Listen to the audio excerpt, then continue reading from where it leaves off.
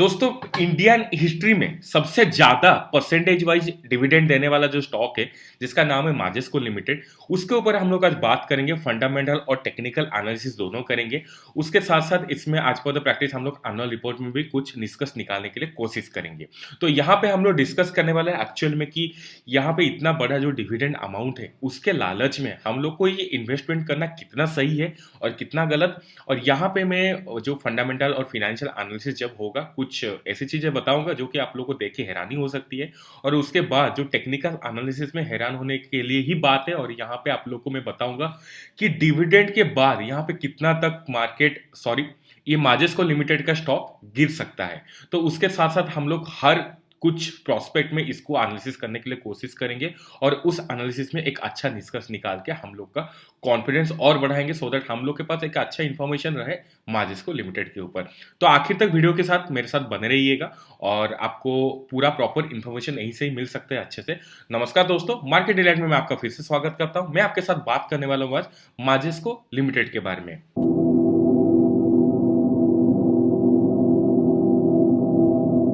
सबसे पहले आज पर द प्रैक्टिस हम लोग जैसे देखते हैं कि इसका जो बिजनेस मॉडल क्या होता है। तो सबसे जो इसका जो 3 टाइप का जो इसका रेवेन्यू मॉडल है, सबसे ज्यादा आता है डिजिटल इंश्योरेंस, राइट। और उसके बाद life and annuity and group के हिसाब से यहाँ पे भी आता है जो क्लेम बिलिंग और पॉलिसी के हिसाब से होता है। और यहाँ पे जो प्रॉपर्टी एंड कैजुअलिटी के हिसाब से जो है वहां से भी कुछ रेवेन्यू आता है। तो यहाँ पे मेन टू मेन फोकस है इसका कि क्लाउड सॉल्यूशन ये ऑफर करता है। सबसे ज्यादा इसका मार्केट जो है इसका लाइफ इंश्योरेंस और जनरल इंश्योरेंस में भी है, लेकिन इंश्योरेंस सेक्टर में आप लोग सोच सकते हो कि ये इसको मॉडर्नाइज करने में लगा हुआ है। इस मॉडर्नाइजेशन से ही ये पैसा कमाता है। जैसे कि आप लोग को दिखेगा कि सितंबर 2020 में इसका अच्छा खासा बढ़त हुआ है। उस बढ़त किस तरफ से हुआ है यहाँ पे आप लोग को वो डिस्कस करेंगे हम लोग स्क्रीनर पे। तो यहाँ पे अगर हम लोग इसका परफॉर्मेंस को वाइज हम लोग बात करते हैं तो परफॉर्मेंस वाइज आप लोग को दिखेगा थोड़ा सा अजीब सा चीज। तो यहाँ पे आप लोग को दिखेगा कि जो लैक्स में ये इसका रेवेन्यू है, तो यहाँ पे आप लोग को दिखेगा 1,48 इन 1,48 फिर लैक्स। ओके, तो यहाँ पे आप लोग का रेवेन्यू फ्रॉम ऑपरेशन हुआ है 19 एंड 20 में। तो यहाँ पे अगर आप लोग दिखा जाए 2018-19 से बहुत अच्छा खासा बढ़ा हुआ है, राइट। और यहाँ पे लगभग बोल सकते हो कि 2000 लैक्स यहाँ पे बढ़ा हुआ है और उसको करोड़ में आप लोग कन्वर्ट कर सकते हो। यहाँ पे प्रॉफिट बिफोर टैक्स करके अगर देखा जाए तो यहाँ पे पीबीटी बहुत ही ज्यादा इंप्रूव हुआ है। तो यहाँ पे 17-18 से लेकर और 18-19 के बीच में आप लोग डिफरेंस देख सकते हो। 2131 से सीधा 10,280। मैं जो भी बात करूंगा लाख्स में ही बात करूंगा, करेक्ट, क्योंकि इसका जो फिगर है वो लाख्स में ही दिया गया है। और पीएटी प्रॉफिट आफ्टर टैक्स के ऊपर बात किया जाए, सेम सिचुएशन यहाँ पे भी हुआ है। 17-18 और 18-19 के बीच में जो डिफरेंस है 280 से सीधा 7,174 करोड़, जो कि बहुत अच्छा एकदम बोल सकते हो कि बहुत तबड़तोड़ यहाँ पे परफॉर्मेंस दिखाया हुआ है, करेक्ट। और यहाँ पे जैसे कि आप लोगों को पता है कि इंश्योरेंस सेक्टर में काफ़ी ज़्यादा यहाँ पे बूस्टिंग आया हुआ है ऑलरेडी। हम लोग हर कुछ इंश्योरेंस सेक्टर के ऊपर बात कर चुके हैं। और इसका ज्योग्राफिकल अगर प्रेजेंस देखा जाए तो इसका नॉर्थ अमेरिका से सबसे ज़्यादा इसका रेवेन्यू आ रहा है, करेक्ट। और यहाँ पे जब भी फॉरेन का पैसा जब भी अंदर आता है तो उसमें कंपनी अच्छा खासा प्रॉफिट कमाता है, ये आप लोग को ऑलरेडी पता है। और यहाँ पे नॉन इंश्योरेंस से ज़्यादा इसका रेवेन्यू नहीं है 1920 का। और यहाँ पे जो इंश्योरेंस सेक्टर में और पीएनसी सेक्टर के ऊपर बात किया जाए इसका सबसे ज़्यादा रेवेन्यू वहीं से आता है, करेक्ट। ये था मैं हम लोग का एनुअल रिपोर्ट का कुछ निष्कर्ष। और यहाँ पे हम लोग बात करेंगे जो फंडामेंटल एनालिसिस में। तो मार्केट कैपिटलाइजेशन के हिसाब से अभी अभी ये स्मॉल कैप में ही है, कोई दिक्कत की बात नहीं है। और इसका जो अगर इसका डिफरेंस आप लोग देखोगे 168 जो कि 52 इज लो था और 1019 52 इज हाई में था, करेक्ट। और यहाँ पे आरओसी दिखेगा 15.1%।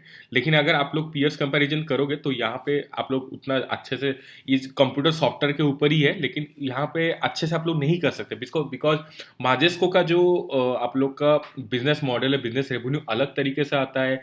और बाकी सब चाहे ओराकल हो गया, चाहे एम्फासिस एल&टी टेक्नोलॉजी हो गया, उसका अलग चीज से आता है। और टाटा एलएक्सआई का भी अलग सेक्टर से रेवेन्यू आता है। तो रेवेन्यू वाइज अलग अलग सब तो सॉफ्टवेयर में काम करता है, लेकिन रेवेन्यू वाइज अलग अलग सेक्टर के ऊपर ये लोग डिपेंडेंट है।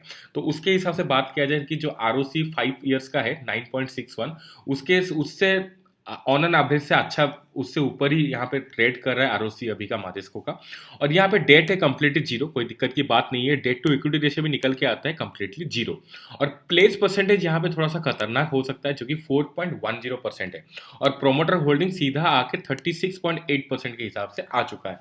तो यहाँ पे कभी भी ये इन्वेस्टमेंट के लिए करने के लिए ये कंपनी सही नहीं रहेगा, बिकॉज इसका 50% से नीचे इन्वेस्टर आपका प्रोमोटर होल्डिंग दिख रहा है। अगर इन्वेस्टर्स में जाके हम लोग चेक करेंगे तो लास्ट 3 साल में 10% के हिसाब से 10% से भी ज़्यादा यहाँ पे गिरावट हुआ है प्रोमोटर होल्डिंग में, राइट। लेकिन एफ आई का अगर बात किया जाए तो लगभग 15% या 14.5% के हिसाब से यहाँ पे इम्प्रूव हुआ है। और डी आई का बात किया जाए तभी भी इम्प्रूव हुआ है। और पब्लिक के हिसाब से बात किया जाए तो वही 5% के आसपास का यहाँ पे डिक्रीज हुआ है। तो कुल मिला के अगर यहाँ से आप लोग कुछ कंक्लूजन निकालना चाहोगे, अगर प्रोमोटर के हिसाब से देखा जाए तो काफ़ी ये डेंजरस कंपनी है फॉर द इन्वेस्टमेंट, क्योंकि प्रोमोटर होल्डिंग 10% 3 साल में डिक्रीज होना एक अच्छी बात नहीं है। लेकिन आप लोग अगर बोलोगे यार एफ आई का तो होल्डिंग यहाँ पे बढ़ा हुआ है, किस बेसिस में बढ़ा हुआ है वो आपको देखना जरूरी है। इसका जो इंश्योरेंस सेक्टर में प्रेजेंस है, तो इंश्योरेंस सेक्टर भी एक अच्छा खासा एसेट मैनेजमेंट कंपनी हो सकती है। तो उसके हिसाब से अगर एफ आई वहाँ पे इन्वेस्ट कर रहे हैं for the personal reason, personal benefits, then उसमें आप लोग कुछ भी नहीं कर सकते, करेक्ट। और यहाँ पे मैं बात करूंगा इसका प्रॉफिट एंड लॉस की, मैं क्वार्टरली के हिसाब से बात करूंगा।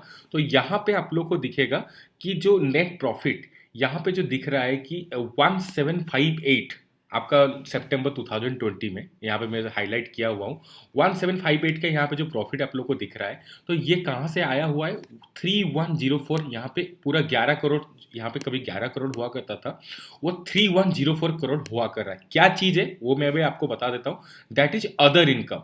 तो ये जो अदर इनकम का चक्कर रहता है ना, जहाँ पे भी रहता है वहाँ पे लोग फंसता ही है। अदर इनकम का ऊपर कुछ भी यहाँ पे कोई टिप्पणी नहीं है, कोई भी यहाँ पे मैं जितना चेक किया इसका एनुअल रिपोर्ट क्वार्टरली रिजल्ट, तो वहाँ पे अदर्स इनकम का कोई भी जिक्र नहीं हुआ है। तो जहाँ पे ये वाला जो ट्रांसपेरेंसी अगर नहीं है तो उसके अंदर में आप लोग को क्या चल रहा है आपको कैसे पता चलेगा, राइट। और यहाँ पे जो ऑपरेशन मार्जिन जो है वहाँ पे आप लोग को लगभग माइनस में चल रहा है, लेकिन यहाँ पे प्रॉफिट दिखा रहा है 3104 करोड़ का। तो एक आप लोग बोल सकते हो कि यहाँ पे आप लोग को उतना ज़्यादा ट्रांसफर वो वाला लैंग्वेज में यूज़ नहीं करूँगा, क्योंकि ये एक प्रोफेशनल चैनल है। बट यहाँ पे जो ये जो डिफरेंस है उसको आप लोग को समझना ज़्यादा ज़रूरी है। और यहाँ पे कैश फ्लो के ऊपर बात किया जाए तो जितना हिसाब से प्रॉफिट है उतने हिसाब से कैश फ्लो नहीं है, लेकिन पॉजिटिव है, वो अच्छी बात है। और यहाँ पे बाकी के अगर बात किया जाए EPS from the last preceding year earning per share वो 19.1 में दिख रहा है, करेक्ट। तो बिना टाइम वेस्ट के हम लोग चलते हैं इसका जो टेक्निकल एनालिसिस है।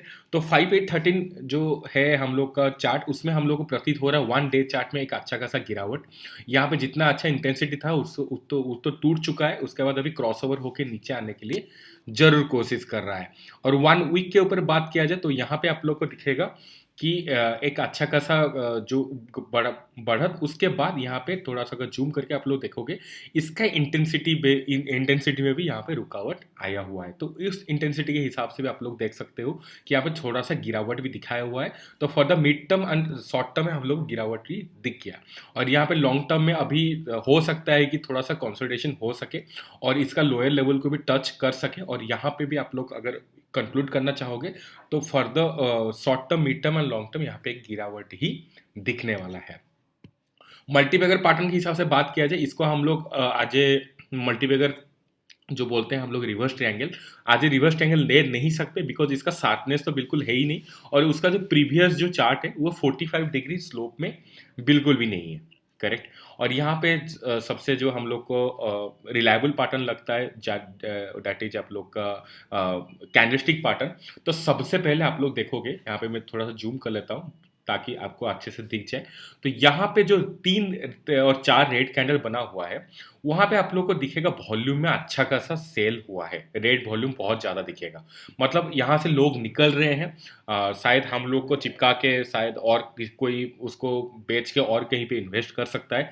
तो ये इसके हिसाब से बात किया जाए आप लोग को पूरा क्लियर पिक्चर यहाँ पे दिख रहा है कि कितना अच्छा खासा सेल हो रहा है और कितना अच्छा खासा स्पेकुलेशन भी हुआ है, राइट। और यहाँ पे मैं बात करूँगा अगर अगर थोड़ा सा पहले जाके, तो जुलाई के आसपास का अगर आप लोग देखोगे तो यहाँ पे इतना ज़्यादा गैप ऑफ ओपनिंग हुआ है।